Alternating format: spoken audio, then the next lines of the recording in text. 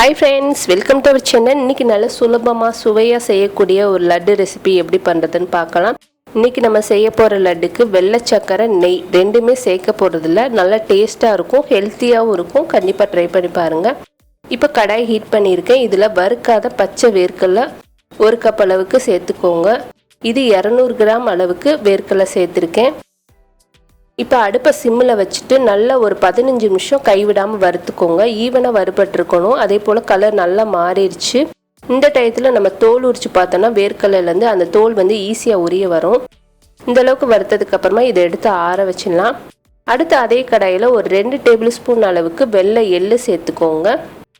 வெள்ளை எள்ளும் சேர்த்துட்டு அடுப்பு சிம்மிலே இருக்கட்டும். கைவிடாமல் வறுக்காமல் நல்லா பொரிஞ்சு வாசனை வரும். இந்த அளவுக்கு வறுத்ததுக்கு அப்புறமா இதையும் எடுத்து தனியாக வச்சிடலாம். இப்போ நம்ம வறுத்து வச்ச வேர்க்கடலை நல்லா ஆறிடுச்சு. நல்லா அந்த தோலெல்லாம் சுத்தமாக இல்லாமல் எல்லாத்தையும் உரித்து எடுத்துடலாம். இப்போ தோல்லாம் இல்லாமல் நல்லா க்ளீன் பண்ணியாச்சு.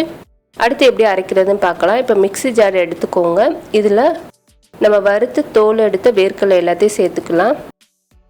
இப்போ வேர்க்கடலை சேர்த்ததுக்கு அப்புறமா இது கூட 1 கப் அளவுக்கு பொரி எடுத்திருக்கேன். பொரி நம்ம வேர்க்கடலை எடுத்த அளவுக்கு தான் எடுத்திருக்கேன். பொரியும் வேர்க்கடலையும் சேர்க்கும்போது நல்ல ஒரு டேஸ்ட்டு கொடுக்கும். இது இந்த மாதிரி கொரப்பாக அரைச்சிக்கோங்க. குருணை பதம் சொல்லுவாங்க, அந்தளவுக்கு அரைச்சிக்கோங்க. அப்போ தான் நம்ம லட்டு சாப்பிட்றப்ப நல்லா டேஸ்ட்டாக இருக்கும். இப்போ இதை எடுத்து வேறு பவுலில் மாற்றிக்கலாம். இன்றைக்கி நம்ம வெல்லம் சேர்த்து செய்ய போகிறோம். அதுக்கு 1/2 கப் அளவுக்கு வெல்லத்தூள் சேர்த்துருக்கேன். எந்த கப்பில் வெல்லம் எடுத்தோமோ அதில் 1/4 கப் அளவுக்கு தண்ணி சேர்த்துக்கோங்க. இது எல்லாத்தையும் நல்லா கரைஞ்சதுக்கப்புறமா ஒரு 5 நிமிஷம் அடுப்புலேயே இருக்கட்டும். கம்பி பதம்லாம் அவசியம் இல்லை. ஒரு 5 நிமிஷம் கொதிச்சாலே போதும். இப்போ ஒரு 5 நிமிஷம் நல்லா கொதிச்சிருச்சு. இதை இறக்கி நம்ம ஆற வச்சிடலாம். அடுத்து நம்ம பொடி பண்ண பொரி வேர்க்கடலை 2 பொடியும் ஒரு பவுலில் சேர்த்துருக்கேன். சேர்த்ததுக்கப்புறமா நம்ம வறுத்து வச்சிருந்த வெள்ளை எள்ளு சேர்த்துக்கோங்க. இது கூட நல்லா ஃப்ளேவரும் டேஸ்ட்டு கொடுக்கறதுக்காக 1/4 டீஸ்பூன் அளவுக்கு ஏலக்காய் தூள் சேர்த்துருக்கேன். இது எல்லாத்தையும் நல்லா மிக்ஸ் பண்ணிக்கலாம். இப்போ நல்லா கலந்ததுக்கப்புறமா நம்ம வெள்ளைப்பாகு கொஞ்சம் கொஞ்சமாக சேர்த்து நல்லா உருண்டை பிடிக்கிற பதத்துக்கு சேர்த்துக்கிற போகிறோம். இதில் கருப்பு எள்ளும் சேர்க்கலாம். கருப்பு எள்ளு சேர்க்கும்போது லைட்டாக ஒரு கசப்பு சுவை இருக்கும். அதனால் வெள்ளை எள்ளை சேர்த்துக்கோங்க. அதே போல் பொரி கடலை இந்த எள்ளு எல்லாமே சேர்த்து சாப்பிடும்போது நல்லா டேஸ்ட்டாக இருக்கும். நல்லா ஹெல்த்தியாகவும் இருக்கும். சின்னவங்கலேருந்து பெரியவங்க வரைக்கும் இந்த லட்டு தாராளமாக சாப்பிட்லாம். கண்டிப்பாக நீங்கள் ஒரு ஈவினிங் டயத்தில் செஞ்சு சாப்பிட்லாம். அதே போல் இந்த வர தீபாவளி கூட இந்த மாதிரி சுலபமான லட்டு நீங்கள் கண்டிப்பாக ட்ரை பண்ணி பாருங்கள். இப்போ எல்லா வெள்ளைப்பாகும் நம்ம சேர்த்தாச்சு.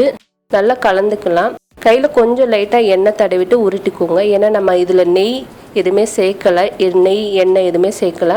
கொஞ்சம் கையில் ஒட்டும். நம்ம வெல்லம் சேர்த்துருக்கனால கொஞ்சம் கையில் ஒட்டும்.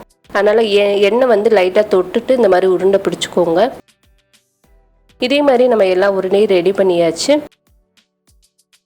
நம்ம சேர்த்துருக்க எள்ளு வேர்க்கடலை பொரி ஏலக்காய் தூள் எல்லாமே நம்ம சேர்த்து சாப்பிடும்போது லட்டு நல்லா டேஸ்ட்டாக இருக்கும். கண்டிப்பாக இதே போல் நீங்கள் ட்ரை பண்ணி பாருங்கள். இந்த வீடியோ உங்களுக்கு பிடிச்சிருந்துச்சுன்னா லைக் பண்ணுங்கள், ஷேர் பண்ணுங்கள். மறக்காமல் நம்மளோட சேனலுக்கு சப்ஸ்கிரைப் பண்ணுங்கள். தேங்க்யூ.